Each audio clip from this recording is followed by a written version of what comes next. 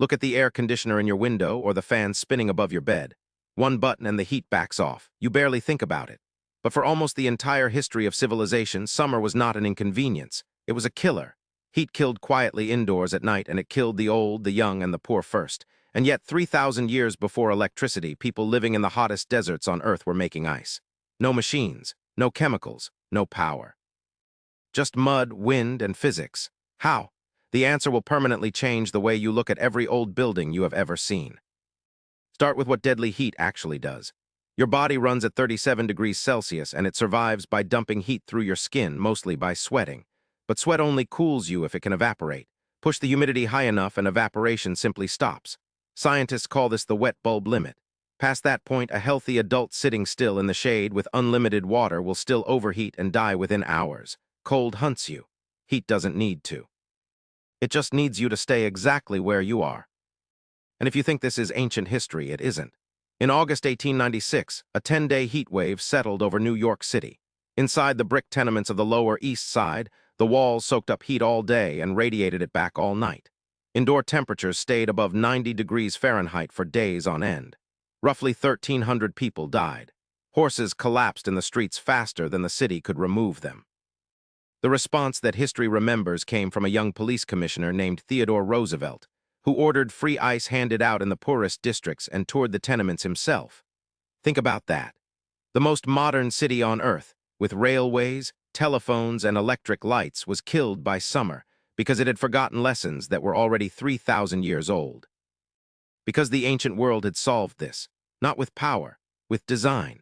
In ancient Egypt, households hung wet reed mats across windows and doorways. Wind passing through the wet fibers lost its heat to evaporation and entered the room cooler than the air outside. That is the exact principle inside every evaporative cooler sold today. Egyptians also stored water in unglazed clay jars. The porous clay let the jar sweat, and as that moisture evaporated, it chilled the water inside. A refrigerator made of dirt.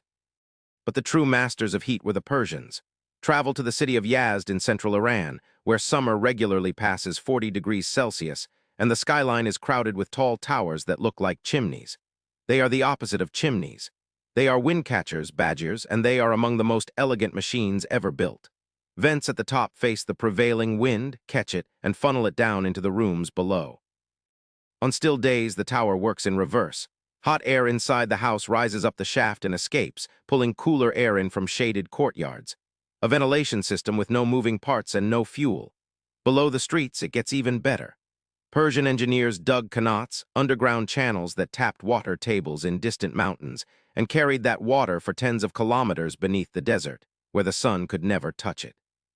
Some houses were built so the Windcatchers' airflow passed directly over the Qanat stream running underneath. Hot desert wind went in. Cool, moist air came out. That is air conditioning, running on nothing, centuries before the compressor existed. And then there is the structure that stops engineers cold to this day, the yakshal. The word means ice pit. It is a mud brick dome up to 18 meters tall with walls around 2 meters thick at the base, built from a mortar of clay, sand, ash, and lime that is nearly waterproof and fiercely insulating. On winter nights, workers flooded shallow pools beside the dome. The dry desert sky pulled heat away by radiation, and by morning the pools had frozen. The ice was cut, hauled into the pit, and packed in straw. Shade walls kept the morning sun off the pools.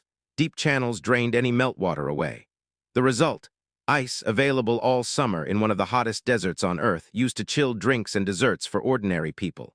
They were manufacturing and storing ice with earth and starlight, centuries before anyone knew what a molecule was. India faced the same enemy and answered with architecture you can walk down into.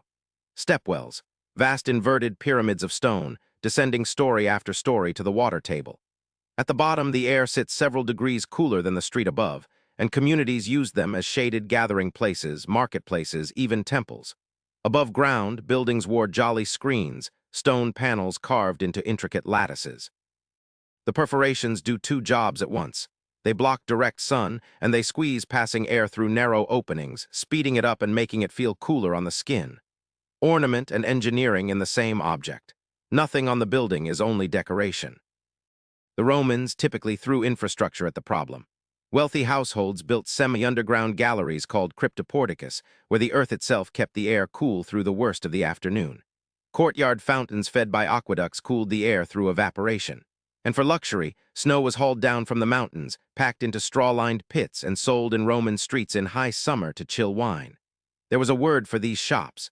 They were the ancient world's cold drink stands. Here is the thing, though. None of these tricks worked alone. Every hot climate city was a single, coordinated cooling machine. Walls were built thick, of mud, brick, or stone, so they absorbed heat slowly all day and released it slowly at night, smoothing the temperature like a thermal battery. Houses were opened up after sunset to flush out the day's heat, then sealed at dawn to lock the cool air in. Streets were kept deliberately narrow so buildings shaded each other, and whole districts were angled to catch the prevailing wind. Courtyards acted as cold reservoirs, pooling dense night air at the center of the home. Surfaces were washed white with lime to throw sunlight back at the sky. None of this was decoration, and none of it was accident. It was town planning as thermal engineering. A city like Yazd doesn't just contain cooling devices. The city is the cooling device. Even the daily schedule was engineered. The siesta was never laziness. It was thermal planning. Work at dawn, shut down through the lethal hours, return at dusk. Markets across the hot world still keep those hours. And when the nights turned brutal, people simply took their beds outside, to rooftops in Cairo and Delhi, and in that terrible New York summer of 1896, out onto fire escapes and tenement roofs, where hundreds of exhausted sleepers rolled and fell in the night. Then in 1902, a 25-year-old engineer named Willis Carrier, trying to stop humidity from wrinkling paper in a Brooklyn printing plant, built the first modern air conditioner. Within 2 generations, it conquered the world, and architecture forgot everything. We started building sealed glass towers that cook in the sun, in deserts in the tropics, buildings that become uninhabitable within hours the moment the power fails. We didn't improve on the old system. We replaced it with one that dies without electricity. Which is why the story loops back on itself. In Harare, Zimbabwe, the Eastgate Center cools itself using airflow principles copied from termite mounds, no conventional air conditioning, at a fraction of the energy of its neighbors. Engineers now travel to Yazd to study Windcatchers. Passive cooling is back in the research journals, wearing a new name, describing a 3,000-year-old idea. So tonight, when the compressor hums on and the room goes cool, remember the ice pits of the Persian desert. Remember the towers that caught the wind and the cities built as machines for shade. You didn't invent coolness. You inherited it from engineers who had nothing but mud, wind, starlight, and the refusal to melt. The next time a heat wave rolls in and you press that one button, understand for the first time how extraordinarily rare it is to be cool. I understand. Follow, and see you next time.